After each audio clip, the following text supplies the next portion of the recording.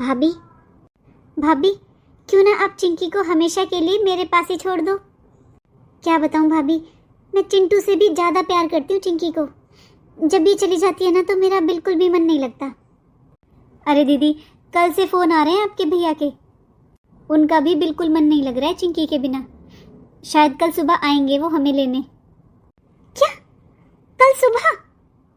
नहीं नहीं नहीं भाभी, मैं नहीं जाने दूंगी आपको कल। अभी 2 दिन बाद तो रक्षाबंधन है भाभी, तो किस लिए जाना?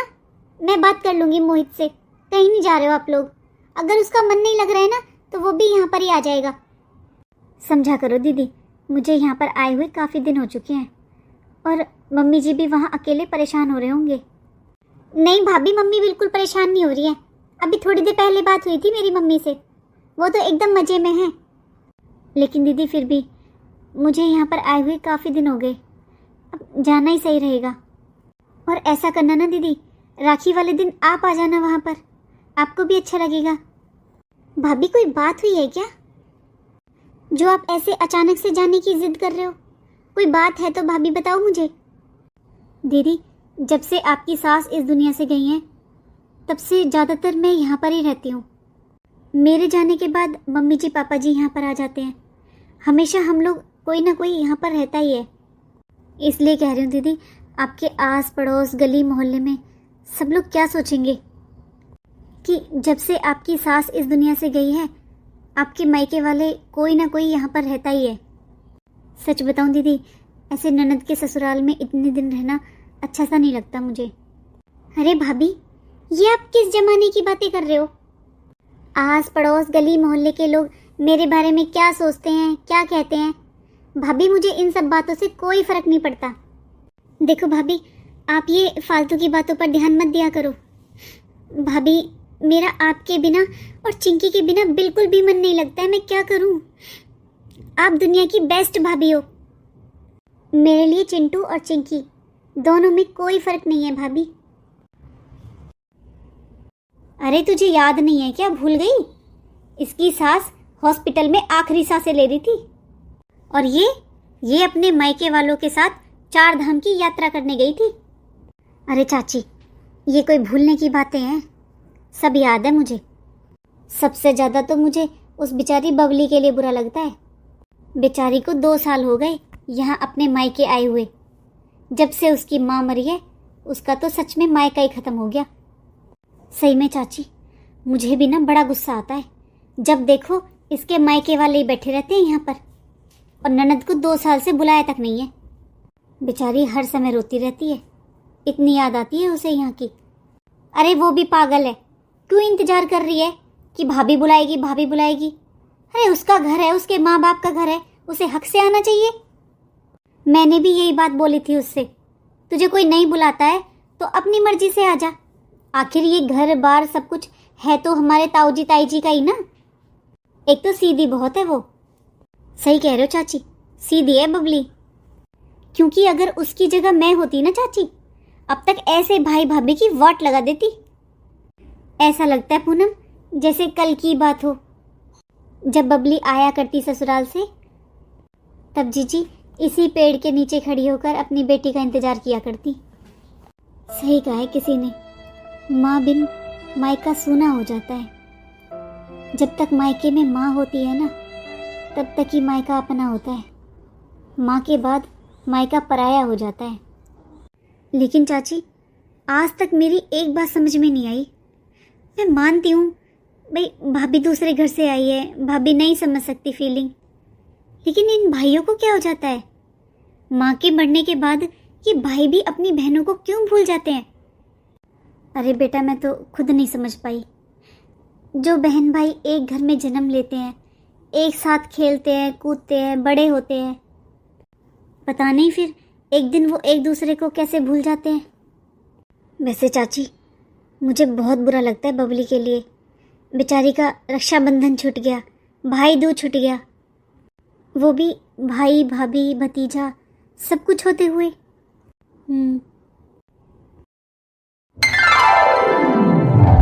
एक बात तो है बहू, तेरी मम्मी हर बार साड़ी बहुत सुंदर भेजती है मेरे लिए। मम्मी जी, चाय बना रही हूँ मम्मी जी, आपके लिए भी बना दूं? चाय छोड़ बड़ी बहू, देख छोटी बहू के मायके से कितनी सुंदर साड़ी आई है मेरे लिए। हाँ मम्मी जी, साड़ी तो सच में बहुत सुंदर है। ले तो तैयार कर दे इसे, रक्षाबंधन वाले दिन यही साड़ी पहनूंगी। दीदी आपको स्टिचिंग आती है? हाँ प्रिया, अगर तुम्हें कुछ सिलवाना है तो बता देना। अरे दीदी सच में मुझे नहीं पता था। आपको पता है टेलर सिंपल सूट के भी 600-700 रुपये लेता है, लेकिन तुम्हें टेलर के पास जाने की कोई ज़रूरत नहीं है, क्योंकि तुम्हारे सारे कपड़े मैं खुद सिल दिया करूँगी। ये लो दीदी, ये साड़ी आपके लिए भेजी है मेरी मम्मी ने। अगर आपको ये साड़ी पसंद ना आए ना दीदी, तो मेरी साड़ियों में से जो भी अच्छी लगे वो ले लेना। अरे नहीं नहीं, ये बहुत सुंदर है। बड़ी बहू ला, ये साड़ी मुझे दे। ये साड़ी अंजलि को दे दूंगी, वो पहन लेगी। लेकिन मम्मी जी, अंजलि दीदी के लिए तो मेरी मम्मी ने अलग से सूट दिया है, ये साड़ी तो जेठानी जी की है। देख छोटी बहू, देवरानी जेठानी में बराबर का लेना देना होता है। आज तेरे मायके से बड़ी बहू के लिए साड़ी आई है, कल को तू भी उम्मीद करेगी ना कि बड़ी बहू के मायके से तेरे लिए कुछ आए। लेकिन मैं तुझे पहले बता देती हूँ, बड़ी बहू के मायके से कुछ नहीं आने वाला। 2 साल हो गए इसे अपने मायके गए हुए, इसके मायके से फोन तक नहीं आता, कपड़े तो तब आएंगे।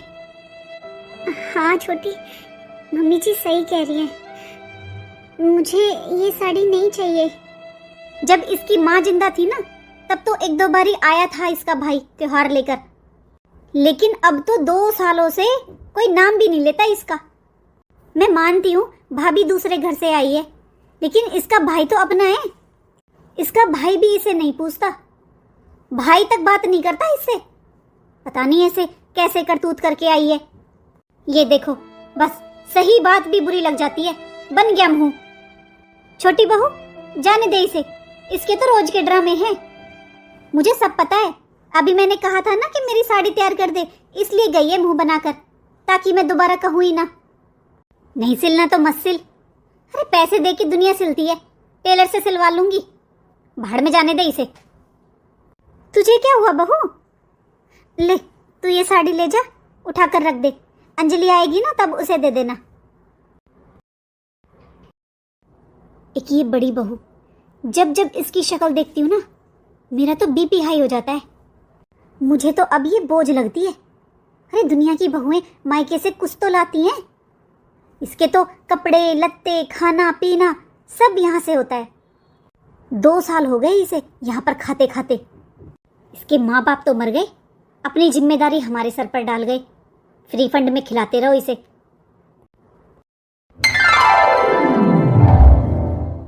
ये आम लेकर कहाँ जा रही है तू? वो मम्मी जी, आम देखकर पिंकी का मन हो गया मैंगो शेक पीने का, सोचा सबके लिए बना देती हूँ। जैसी तू चटोरी है ना, ऐसे ही तूने अपनी बेटी को बना दिया। मुझे दे ये आम। ये आम मैं छोटी बहू के लिए लाई हूँ। तुझे पता है ना उसे आम कितने पसंद है। फ्रिज में 2 आम और रखे हुए मम्मी जी। बहू तुझे इससे क्या मतलब, 2 रखे हैं या 4 रखे हैं? मैंने तुझे बताया ना कि ये आम मैं छोटी बहू के लिए लाई हूँ, तो तूने क्यों लिए? मम्मी जी आप मुझे बस 1 आम दे दीजिए, पिंकी का बहुत मन है, मैं बस उसके लिए बना दूंगी मैंगो शेक। मम्मी जी, अरे तू आ गई बहू, ले देख तेरे लिए मैं कितने सुंदर सुंदर आम लाई हूँ, ले खा ले। अरे नहीं नहीं मम्मी जी, मैं इस सीज़न में आम नहीं खाती, वो बारिश का मौसम है ना, तो मेरी तबीयत खराब हो जाती है। अच्छा बहू, पर मैं तो तेरे लिए देख लाई थी छाँट छाँट के, एक तो खा ले। मम्मी जी ऐसा करती हूँ, मैं मैंगो शेक बना देती हूँ इनका, फिर सभी लोग ले लेंगे थोड़ा थोड़ा। मैं तो तेरे लिए लाई थी बहू, पर तू भी ना सबके बारे में इतना सोचती है। ले जो करना है कर। दीदी ये लो आम, बना दीजिए पिंकी के लिए मैंगो शेक। नहीं नहीं छोटी, मम्मी जी ये तुम्हारे लिए लेकर आई हैं, तो तुम ही रखो। लेकिन दीदी, मम्मी जी दीदी के साथ इतना गलत व्यवहार करती हैं, वो भी बस इसलिए क्योंकि उनके मायके से कुछ नहीं आता। लेकिन दीदी इतनी अच्छी हैं, आखिर उनके भाई भाभी को उनसे क्या प्रॉब्लम है? वो उन्हें बुलाते क्यों नहीं है? 2 साल हो गए मुझे अपने मायके गए हुए, और इन 2 सालों में एक बार भी न भाभी का फोन आया न ही भाई का। माँ क्या गई, मेरा तो मायका ही खत्म हो गया। भाई के पास कितने कितने फोन करती हूँ, कभी नहीं उठाते। और भाभी, वो तो हमेशा ब्लॉक रखती है मुझे। 2 दिन बाद राखी है, मेरे भाई भाभी को मेरी याद नहीं आती, पर मुझे अपने भाई की बहुत याद आती है। मैंने तो अपनी भाभी से कभी 1 रुपया तक नहीं मांगा, कभी ऊंची आवाज तक में बात नहीं की, फिर भी मेरे भाई भाभी के लिए मैं इतनी पराई कैसे हो गई? ऐसा भी मैंने क्या गलत कर दिया भाई भाभी के साथ, जो वो मुझे बिल्कुल ही भूल गए? दीदी, गलत आप नहीं हो, आपके भाई भाभी हैं। मत रोइए दीदी। अरे ऐसे गंदे भाई भाभी के लिए कौन रोता है भला? नहीं नहीं छोटी, मेरे भाई भाभी गंदे नहीं है, लेकिन मुझे खुद भी नहीं पता है कि आखिर हुआ क्या है। मैं फोन करती हूँ, कोई मेरा फोन तक नहीं उठाता है। अरे अगर कोई बात है तो एक बार मुझे बताए तो सही। 2 दिन बाद रक्षाबंधन है, मैं कल से भैया को फोन कर रही हूँ, मेरा फोन तक नहीं उठा रहे हैं। दीदी, अगर वो लोग आपका फोन नहीं उठा रहे हैं तो आप वहां पर जाकर बात कीजिए उनसे, आखिर वो आपका भी घर है। हो सकता है वहां पर कोई प्रॉब्लम हो, क्योंकि 2 साल में एक बार भी बात नहीं की आपके भाई ने। ये तो सही नहीं है ना। मुझे तो ऐसा लगता है दीदी, आपको अपने मायके जाना चाहिए, आखिर वो आपका भी घर है। नहीं छोटी, मेरी माँ कहती थी बिना बुलाए किसी के घर नहीं जाना चाहिए, अपने मायके भी नहीं। ऐसे बिना बुलाए तो मैं वहाँ कभी नहीं जाऊँगी। लेकिन दीदी, मेरी मम्मी कहती हैं रक्षाबंधन और भाई दूज, ये दोनों त्यौहार बहुत पवित्र त्यौहार होते हैं, बहन भाई के प्यार का प्रतीक होते हैं। और रक्षाबंधन वाले दिन तो दीदी बहनें बिन बुलाए भागी चली जाती हैं अपने भाई की कलाई पर राखी बांधने के लिए। दीदी, मुझे लगता है इस बार राखी पर आपको अपने घर जाना चाहिए, अपने भाई को राखी बांधनी चाहिए। और हो सकता है दीदी वहाँ पर जाने के बाद आपके और आपके भाई भाभी के बीच जो गलतफहमी है वो सब ठीक हो जाए। मत भूलिए दीदी, वो घर आपका भी है, आपने उस घर में जन्म लिया है दीदी, आपका बचपन बीता है उस घर में। पता है छोटी, माँ पापा के जाने के बाद भाई भाभी का ऐसा व्यवहार देखकर मैं हमेशा भगवान जी से प्रार्थना करती थी, काश भगवान जी मेरी भी कोई बहन होती। शायद भगवान जी ने मेरी सुन ली, क्योंकि तुमसे अच्छी बहन इस दुनिया में हो ही नहीं सकती। अरे दीदी,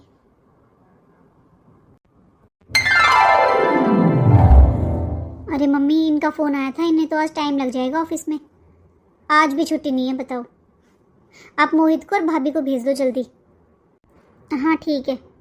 नहीं नहीं, मैं घर पर ही हूँ। अच्छा ठीक है, ठीक है ठीक है, जल्दी भेजो फिर। ठीक है मम्मी, नमस्ते। अरे इतनी सुबह सुबह कौन आ गया? कौन है? बबली, तुम? नमस्ते भाभी। अरे बबली, तुम अचानक? सब ठीक है ना? सब ठीक है भाभी। और अचानक से आपका क्या मतलब है?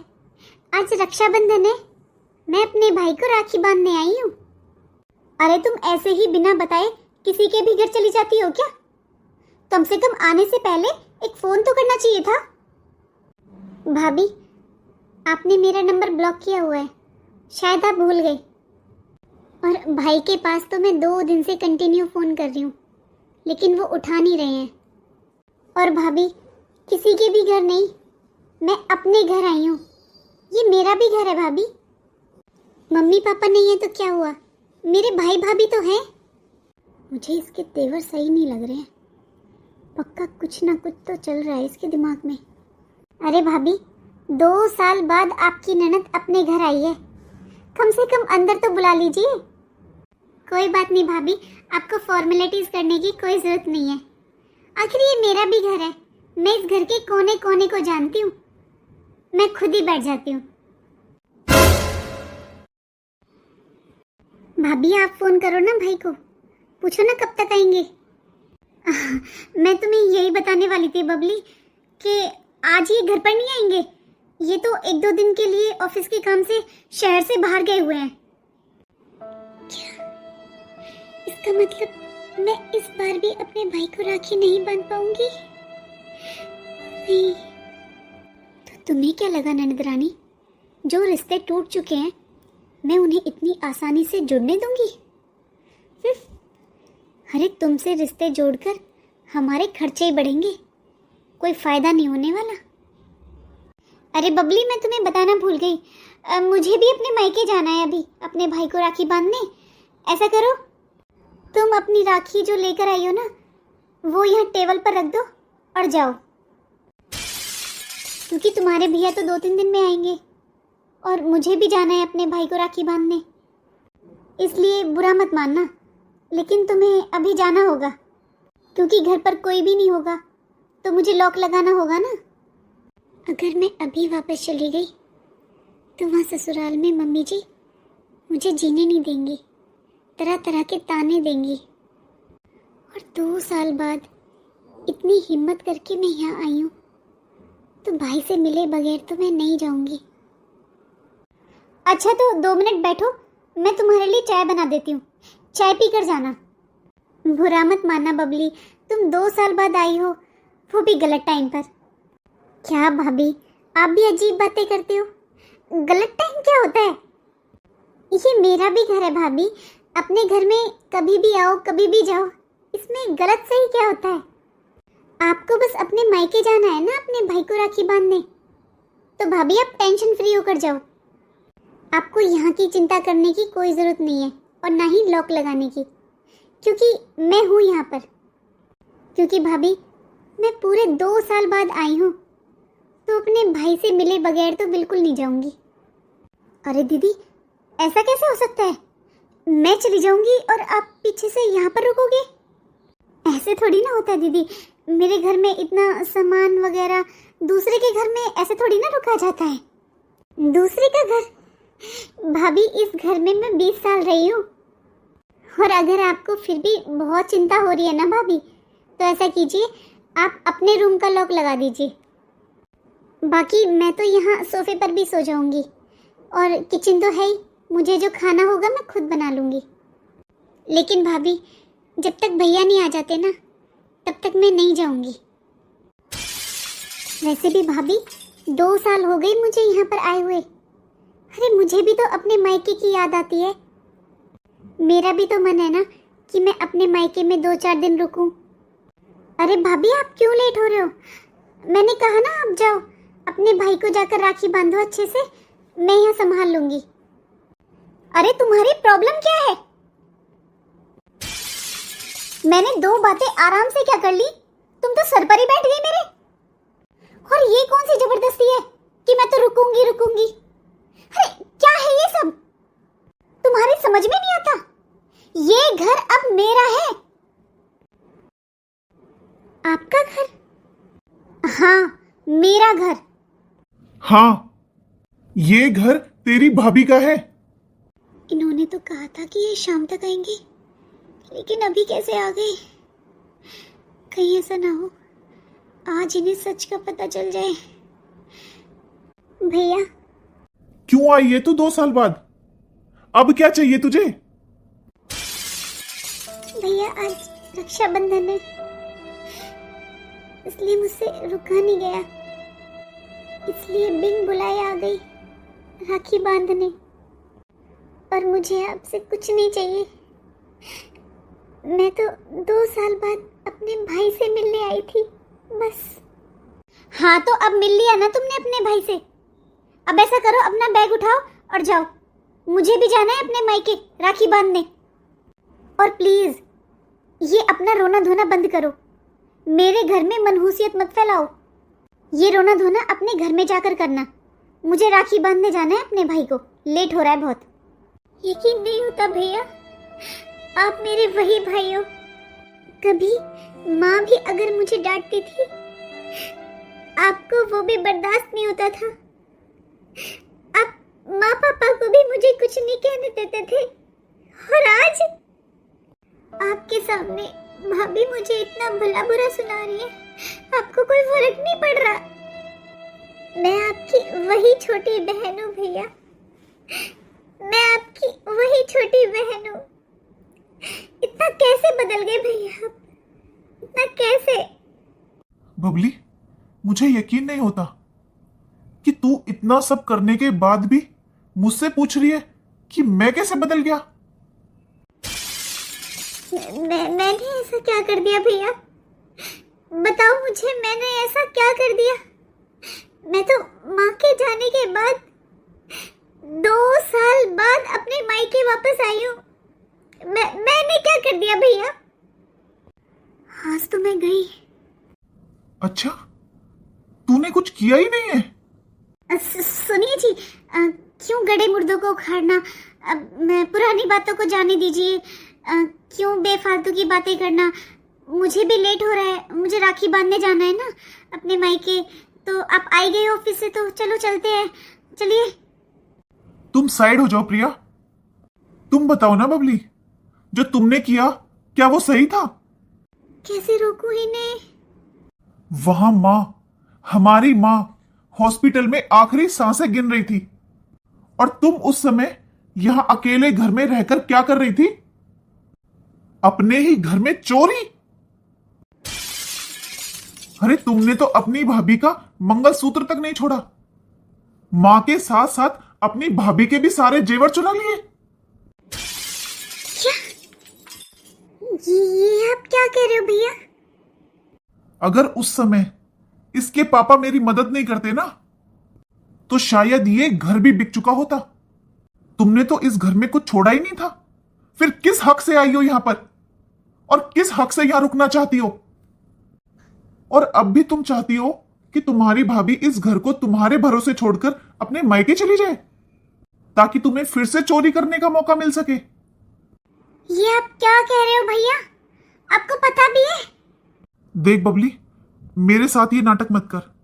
अब तू 2 साल बाद आई है ना राखी बांधने, तो ऐसा कर, राखी बांध, अपना शगन ले, और बहन जा अपनी ससुराल। बस भैया, बहुत हो गया। शगन दे तो दिया भैया आपने, अपनी बहन को चोर बनाकर।